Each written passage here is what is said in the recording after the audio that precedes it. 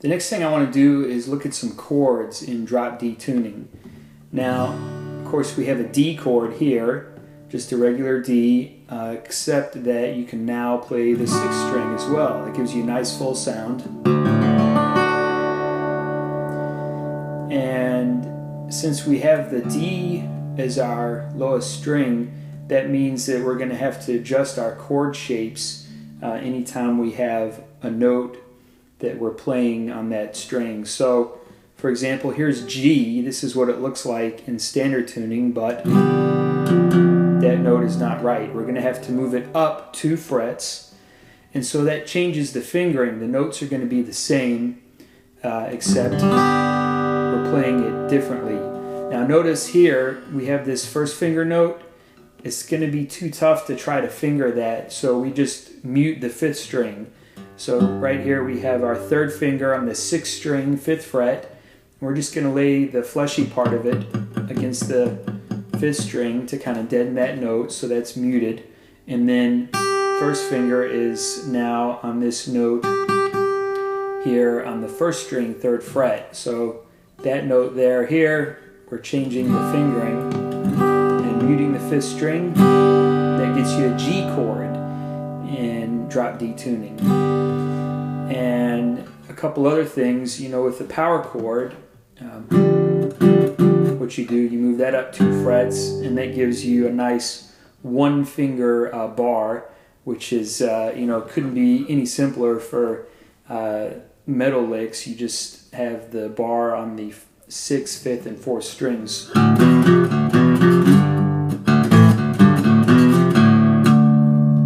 And then that is a power chord.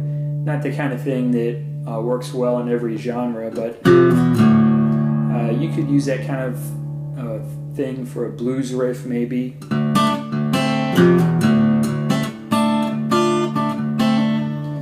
And with bar chords, same idea, you know, which the power chord is going to be, you know, the bottom part of a bar chord. We're going to take this finger, move it up. And notice here, instead of trying to play those notes and bar it, it's kind of an awkward fingering. So what I do is I just take the 3rd finger again, use the fleshy part to mute the 5th string, and then that gets you a bar chord shape that you can move around. This is F, G, the full shape without the open strings, A, and so on. And of course, one more thing to throw in, the E chord. Here's our bar chord shape. I like to play the E that way as well. Instead of playing the 5th string note, I just, again, mute it. Or E minor. Or if you want, you could add the 5th string note in there. So for drop D, the E minor chord kind of looks like the A shape, except you're going to be holding it down starting on the 6th string, and then you're going to be holding down 6th, 5th, and 4th strings at the 2nd fret. The rest of them are open. That's an E minor shape. Now, of course, chords that don't have a note where you're playing on the 6th string are going to be the same, like A, C, that's the same.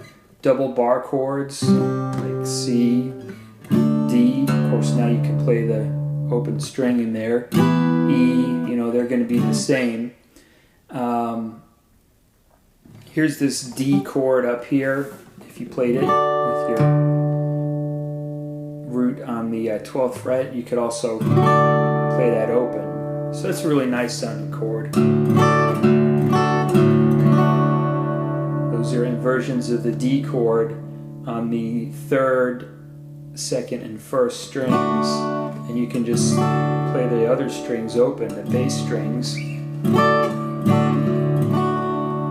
So that's a nice sound as well. And if you're still looking for ideas, you know, there are a lot of them out there, but hopefully that'll get you started, just to realize that anytime you have a chord in standard tuning For drop D, you're going to have to move the 6th string note up 2 frets, which may involve refingering the chord or maybe leaving like that 5th string note out of the chord. It's going to be a little different. So those are some chords in drop D. Of course, the big attraction of drop D is that it's good for playing in the key of D, and also it can work for the key of A and the key of G.